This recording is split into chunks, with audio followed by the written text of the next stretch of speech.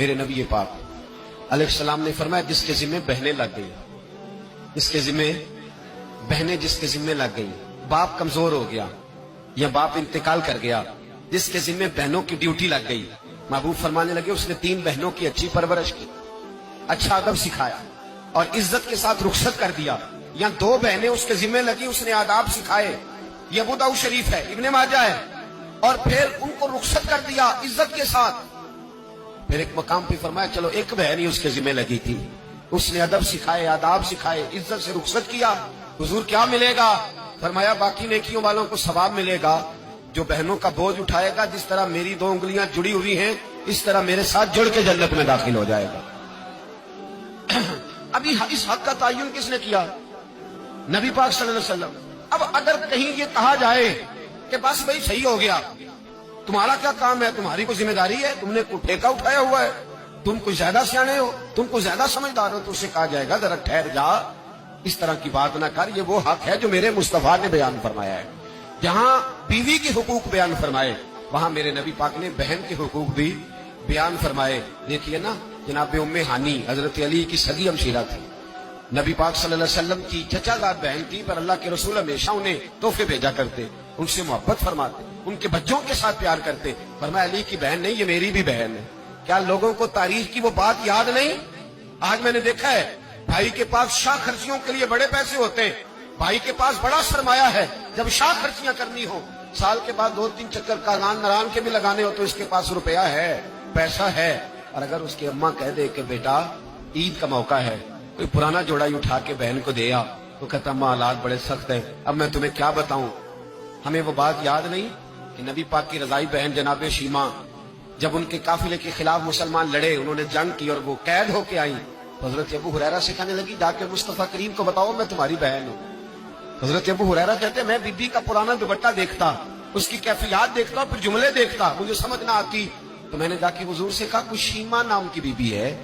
تو کہتے ہیں ابھی میں نے جملے بھی پورے ادا نہیں کیے، نبی پاک ممبر سے اٹھ کے کھڑے ہو گئے اور رسول پاک کی چادر مبارک ممبر پہ رہ گئی، محبوب اٹھ کے گئے اور پھر جناب شیما کو گھر لے گئے اور پھر فرمایا عائشہ کو بلاؤ، فاطمہ کو بلاؤ، سودا رفسہ کو بلاؤ، ان سب سے کہو آؤ دیکھو میری بہن میرے گھر میں آئی۔ یہ رشتوں کا احساس، یہ رشتوں کی کیفیات، یہ درد، یہ سوز، یہ حضور نے ہمیں تعین کر کے دیا، یہ نبی پاک علیہ السلام نے ہمیں بتا کر کے دیا ہے۔ حضور نے ڈھیروں تحفے دیے اور ایسی آفر کی جس کے لیے امت تڑپتی ہے، ترستی ہے۔ حضور نے فرمایا شیما اگر تو پسند کرے تو تیرے لیے مدینے میں مکان نہ بنا دوں، اگر تو کہے تو یہاں تیرے لیے مکان نہ بنا دوں، جہاں 70,000 فرشتے روز سلامی دینے آتے ہیں، یہاں تیری پکی رہائش نہ کر دوں۔ عرض کی یا رسول اللہ میرے خامند کا گھر، میرے بچوں کا گھر، جہاں میں بیاہی گئی، جن کے حقوق آپ نے بیان فرمائے، میں وہاں جانا چاہتی ہوں۔ حضور نے ڈھیروں تحفے دے کے رخصت کیا۔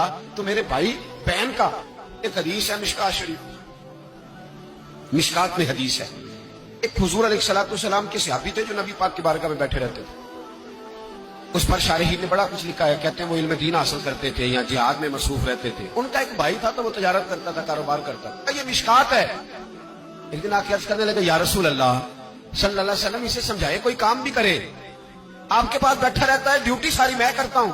تو محبوب فرمانے لگے خاموش ہو جا، ہو سکتا ہے رب کریم جو تجھے رزق دے رہا ہے وہ بھی اس کی برکت سے عطا فرما رہا ہے، اس کے نصیب کا اللہ تجھے دے رہا ہے، ہو سکتا ہے اس کے توسل سے، پتہ نہیں اللہ کس کی وجہ سے دے رہا ہے، کس کے حصے کا تیرے گھر بھیج دیتا ہے۔ امام حسن رضی اللہ تعالیٰ عنہ جب کسی شخص کو کچھ دینے جایا کرتے تھے تو فرماتے تھے بھائی یہ نصیب تیرا تھا، اللہ نے میرے گھر بھیج کے میری ڈیوٹی لگائی تھی کہ میں تجھ تک پہنچا دوں، میں نہیں لے کے آیا، نصیب تیرا ہی تھا، میرے ذمہ لگا تھا کہ چلو میں بھیج دوں۔ تو یاد رکھیے گا اگر کچھ جگہوں پہ ہمیں حقوق ادا کرنے پڑتے ہیں، کسی مالدار بھائی کو کسی غریب کا خیال رکھنا پڑ ہی جاتا ہے، تو مہربانی کرے وہ خیال کرے۔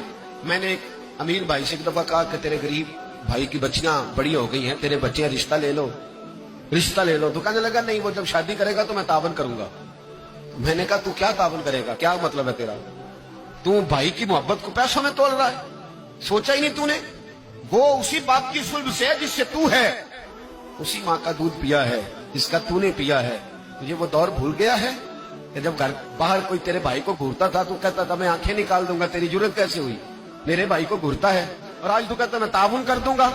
میں نے کہا تعاون تو کرنے والی بڑی دنیا ہے، تو تھوڑی توجہ کر، خیال کر، अल्लाह बड़ा मेहरबान है, बाज़ों का दिल में बात डाल देता है। सुबह फजर के वक्त मुझे मिले तो कहने लगे आपने बात तो बड़ी पते की। मेरे घर के अंदर कुछ कैफियत ऐसी थी पर रात मैंने बदल दी है।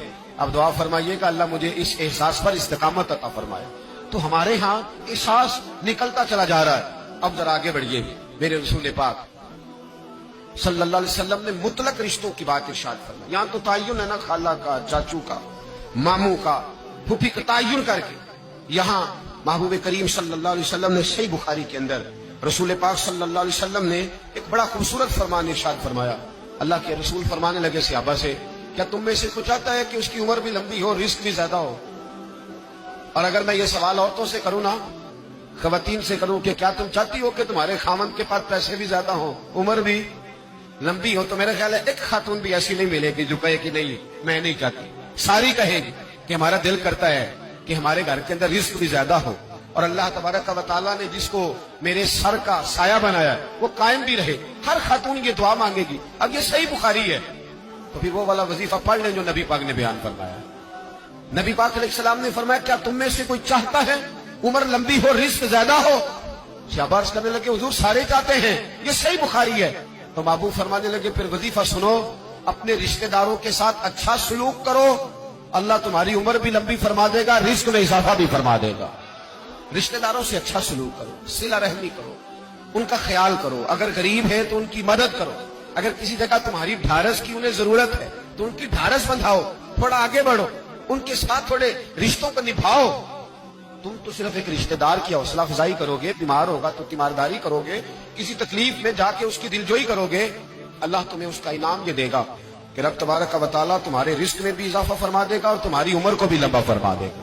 अब हमारे यहाँ होता यह है कि लोग कहते हैं कि मेरा रिश्तेदार सख्त बहुत है, बड़ा सख्त है। दुनिया में सबसे सख्त रिश्तेदार मेरे नबी पाक को मिले थे। सबसे सख्त रिश्तेदार, सख्त रिश्तेदार, ऐसे रिश्तेदार कि जो तलवारें लेके आ गए शहीद करने को, और ऐसे रिश्तेदार जो बदर की जंग तक तलवारें लेके आते रहे, और ऐसे रिश्तेदार जो फतह मक्का तक तलवारें लेके आते रहे। लेकिन जिस दिन उन्होंने नरमी फरमाई, मेरे महबूब ने फरमाया तुम तो सिर्फ नरमी करोगे, मुझे तो अल्लाह ने रहमत लिल आलमीन बना के भेजा।